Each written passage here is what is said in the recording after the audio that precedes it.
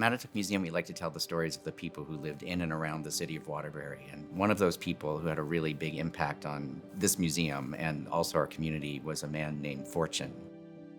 Fortune was an enslaved person in the 18th century in the city of Waterbury. And during that time period, much of what is now the city of Waterbury was open farmland, and many of the wealthier families had enslaved servants who worked in their homes as domestics and on the farmland, and so Fortune was one of those people. Fortune, we now know, was married to a woman named Dinah, who was also enslaved in the same household. They had 3 children, Jacob, Micah, and Roxa, and then Fortune had an older son also named Africa. And his entire family was enslaved to a Dr. Preserved Porter, who was a surgeon and a bone setter in 18th century Waterbury. Fortune died in 1798, and Dr. Porter saw his death not as a tragedy, but as an opportunity. And so rather than letting Fortune's family bury him, he took the skeleton and he wrote the names in Latin of each of the bones on the skeleton and used it for what he called a school of anatomy in order to train young doctors in physiognomy and anatomy during the 18th century.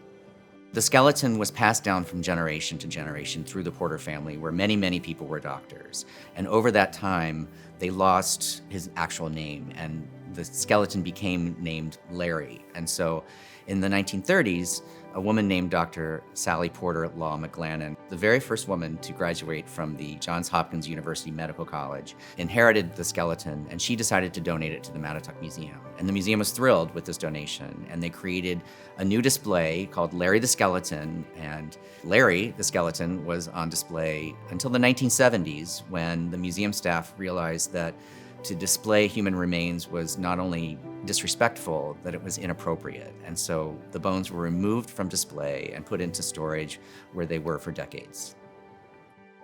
The search for learning the identity of Mr. Fortune really begins in the early 2000s.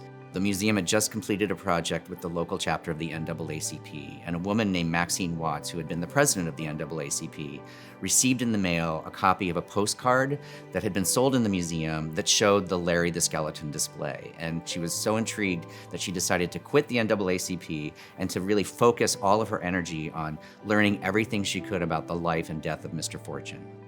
So Maxine dove right into the project and joined a group of people from the museum and created something known as the Fortune Project. And ultimately, the museum sent the bones to Howard University for some early forensic study.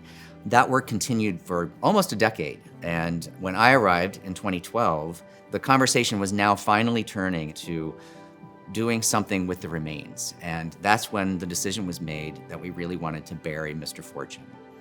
But in the state of Connecticut, in order to bury any human remains, you have to have a death certificate.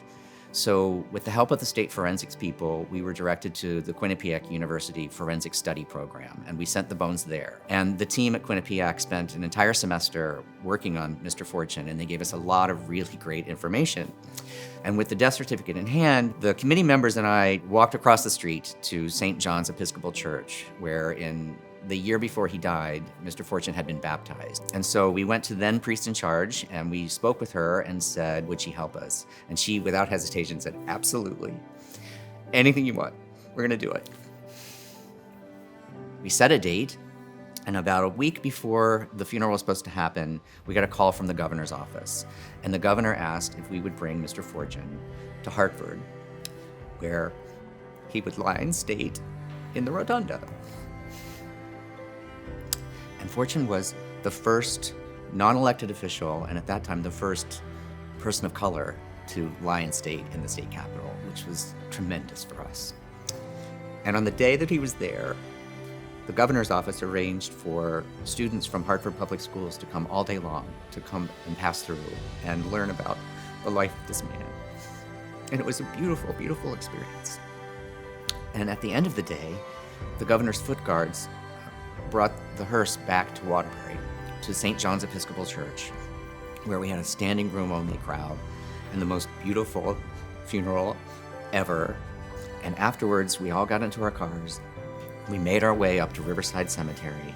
And as we were getting there and about to begin the actual burial of Mr. Fortune, the skies just opened up and began to pour down rain. And out of nowhere, this woman stands up and began singing the most beautiful aria I've ever heard in my entire life as we lowered the coffin into the ground. It was such a beautiful moment. It seemed like sweet justice, honestly. Here in what is the most beautiful cemetery in all of Waterbury, with the families of all of the original settlers, what we call the proprietors of the city of Waterbury. And at the top of the hill, in a beautiful spot, in the center of all of that, lies Mr. Fortune.